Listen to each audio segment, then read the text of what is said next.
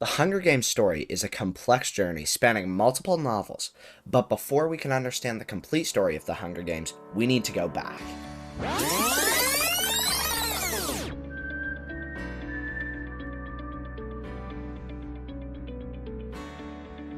The story of the Hunger Games begins when the people of the districts begin to rebel against the capital.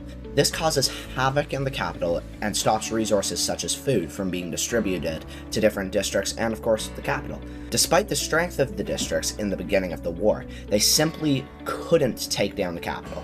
After the capital wins the war against the districts, a treaty is signed declaring that once every year there would be a battle known as the Hunger Games. In this battle, two children, a boy and a girl, from each of the 12 districts would be taken into an arena where they would fight to the death.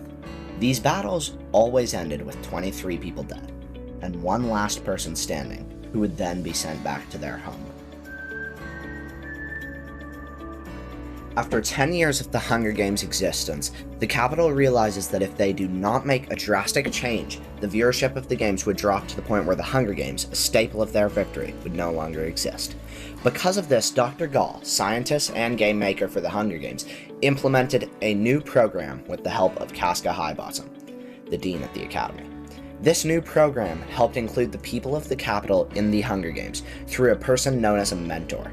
In the upcoming Hunger Games, 24 of the Academy's top students would be appointed as a mentor for a single tribute.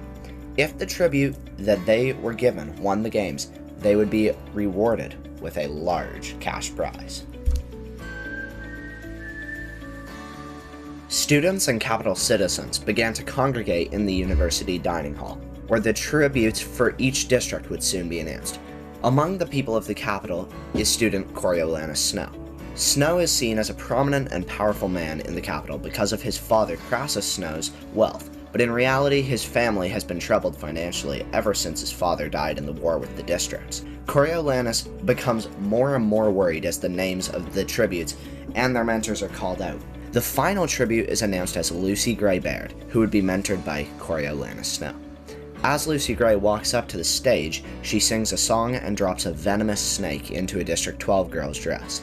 This act wins over the capital along with Coriolanus and shows him that it could be possible for him to win the games. Lucy Gray and the other tributes are loaded onto a train on its way to the capital, where they would meet their mentors. When the train arrived in the capital, only one mentor stood before them, however, Coriolanus Snow. The peacekeepers load them all into a vehicle and take them to the zoo, where they are put into cages for the capital's citizens to look at them or give them food if they so desire. This causes tributes to attempt to win over the crowd through different skills. Because of this, Lucy Gray begins to sing a song to the crowd, again winning them over and gaining some food in return. When Coriolanus leaves that night, Lucy Gray makes an alliance with fellow District 12 tribute Jessup, a strong person who could protect the two of them in the arena. The next day, mentor Sejanus Plinth, who is originally from District 2 but came to the capital because of the riches his father had obtained during the war, brought food for each of the tributes, but his own tribute, Marcus, refused to eat because of his past with Sejanus Plinth. While people are watching the tributes, District 10 tribute Brandy lunges at her mentor, who is taunting her near the bars, stabbing her and killing her. This results in a rule stating that no capital citizens or mentors would be allowed to see the tributes during their time in the zoo. After some time, however, mentors are given permission to go see the tributes in the arena. While the mentors were visiting, bombs went off in the arena, causing havoc, death, and the escape of District 1 and 2 tributes. Coriolanus is stuck under rubble during the bombings, and Lucy Gray chooses to save him instead of running for her freedom with some of the other tributes. Because of the deaths of many tributes and mentors, interviews become an optional thing where tributes can go on stage with their mentors and attempt to win sponsors, which could help them survive the games. Lucy Gray yet again wins over the audience with a song where she talks about the person she loved from District 12. This song helps her gain many sponsors, but it also creates worry in Coriolanus, who over Lucy Gray's time in the capital began to think of her in the same way. Before the games begin, Coriolanus goes to Lucy Gray with a gift passed down to him by his mother. He filled this gift with rat poison and told Lucy Gray to use it if she needed to. The Hunger Games begin, sending Lucy Gray and her ally Jessup running into the caves where they would wait out the other tributes. In the chaos of the games, peacekeepers enter the arena and put the not dead, but tortured body of Marcus, the tribute from District 2, in the middle of the arena. The Capitol found Marcus trying to escape through the sewers and put him into the arena so his death could be broadcasted. District 10 tribute Lamina makes her way to Marcus, where she finishes him off and immediately shows her power to the other tributes. The rest of the day was relatively calm until male tribute from District 11, Dill, dies of tuberculosis. That night, the mentors are sent home to rest for the following day. When Coriolanus went home, Sejanus Plinth's mother came to him and asked if Sejanus was at his house, as she hadn't seen him since that morning. Coriolanus tells her he hadn't seen him, but when he looks at the TV, Coriolanus realizes what is happening. Sejanus had gone into the arena and was kneeling over the body of Marcus, mourning over his death.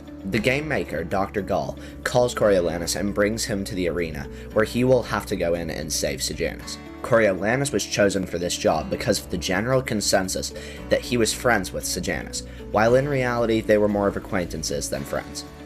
When Coriolanus reaches Sejanus in the arena, he convinces him that if he dies in the arena, he will never make a difference, but if he leaves and survives, he has a chance to change the Hunger Games and save the people of the districts. Sejanus makes the decision to follow Coriolanus, but as they are approaching the exit where the peacekeepers would let them through, the tributes begin to close in on them. As they are running, tribute Bobbin attacks Coriolanus, causing Coriolanus to kill him, which would change his life forever. Despite the chaos, Sejanus and Coriolanus escape the arena without too much injury and go home to their families. But from that day forward, Sejanus was not seen as a capital citizen by Coriolanus. In order to cover up Sejanus Plinth's mistake, his father Strabo adds a new prize for whichever mentor wins the games: a full ride to the Capitol University. On the second day of the Hunger Games, Lucy Gray is seen running out of the cave system, being chased by Jessup, who had contracted rabies at some point during the games. Lucy ran away from Jessup until eventually he succumbed to his illness and died, marking the end of the second day. As the sun rises on the third day, two alliances are formed. Lamina and Reaper hide from the other group, consisting of Mizzen, Coral, and Tanner. The larger group makes their way over to the stands where Mizzen kills Lamina, causing Reaper to run. During the celebration, Mizzen and Coral choose to team up and kill Tanner, leaving very few tributes standing between Lucy Gray and victory. The fourth day of the Hunger Games, Coriolanus Snow learns that Dr. Gall had created a snake mutation, which he assumed would be released into the arena.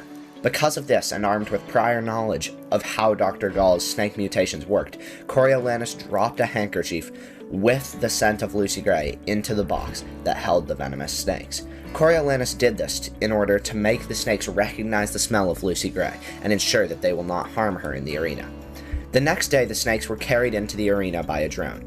The tributes Cirque and Treach go to examine the box carrying the snakes, when suddenly snakes spring out, sending Cirque and Treach running. Treach was able to escape the snakes, but Cirque was tracked down and killed. That night, Lucy Gray made her way out of the caves and began to sing a song while surrounded by snakes. This made the audience believe that the singing saved Lucy Gray's life, but Dr. Gall knew from that moment on that foul play was involved.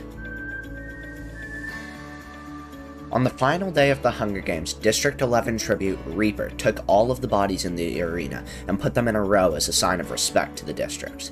This gave Lucy Gray an idea. She would take one body and drag it away from the row, wait until Reaper runs over and brings it back, then repeat this process. The plan here was to tire Reaper out because of the lack of food and water he had consumed in days prior. After 30 minutes of this, Reaper fell to the ground and died, leaving Lucy Gray the victor of the Hunger Games. After the Hunger Games end, Coriolanus Snow is called to Dr. Gall's office, where he learns that Dr. Gall knows that Coriolanus cheated in the games. Snow is given two different options: stay in the capital and ruin the reputation of the Snow name, or become a peacekeeper and go to the district of his choice. Coriolanus took the position as a peacekeeper in District 12, where he hoped to see Lucy Gray again. As Coriolanus was getting onto the train to District 12, Dean Highbottom comes to him and says one last thing. "Do you hear that, Coriolanus? It's the sound of snow falling." After some time as a peacekeeper, Coriolanus is contemplating running away or ending his own life, when suddenly Sejanus enters the room. Sejanus Plinth had enrolled as a peacekeeper, but before he did that, he ensured that he and Coriolanus would both receive their degrees from the academy. This gave Coriolanus the opportunity to apply for a position as an officer, a prestigious position only offered to very few people, which gave him a chance to continue his father's legacy and gain power in the capital. That night, Coriolanus learns that a girl named Lucy Gray would be having a concert at the local bar that weekend. This was Coriolanus' chance to see Lucy Gray again and create the life that he wished to have with her. At the show, Coriolanus donates a significant amount of money to the Covey, Lucy Gray and her family's band. After the show, he reunites with Lucy Gray, and he realizes that he loved her all along.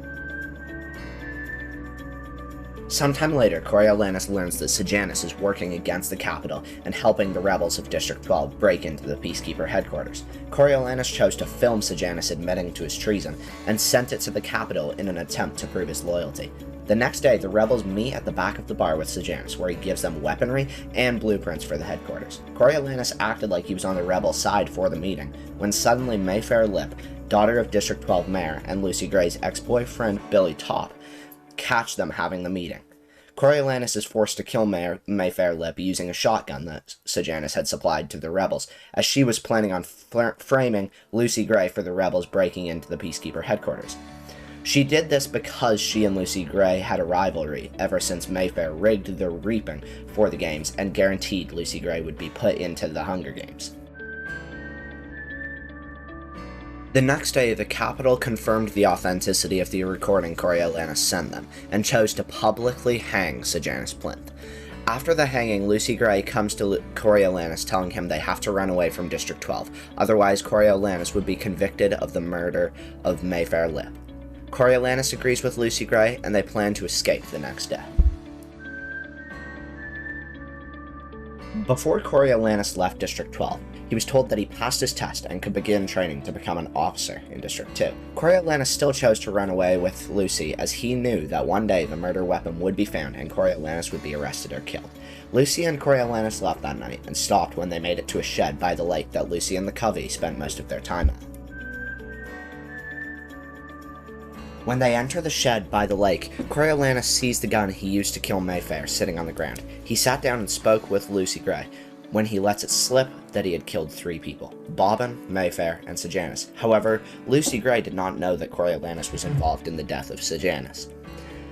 Lucy Gray goes outside to pick some potatoes to eat that night, leaving Coriolanus on his own with the murder weapon, one of 2 pieces of evidence tying him to Mayfair Lip's murder, the other being Lucy Gray Baird. Coriolanus makes a decision that day that would change his life forever. He took the gun into the forest and went looking for Lucy Gray. She must have caught on to the fact that Coriolanus killed Sejanus, so she ran away from Coriolanus instead of picking potatoes like she said. Coriolanus begins to take shots randomly before throwing the gun into the lake and walking back to District 12, where he would continue his training as a peacekeeper. Lucy Gray did survive that day and gave birth to 2 children. One was the mother of Katniss Everdeen, the main protagonist of the original Hunger Games trilogy. The other was President Coin of District 13, who was eventually killed by Katniss Everdeen. Instead of going to District 2 to continue his training, Coriolanus was sent back to the capital by Dr. Gall, where he would go to the Capital University and make a name for himself. Coriolanus moved on to become the president of the capital and the leader of the war against the districts.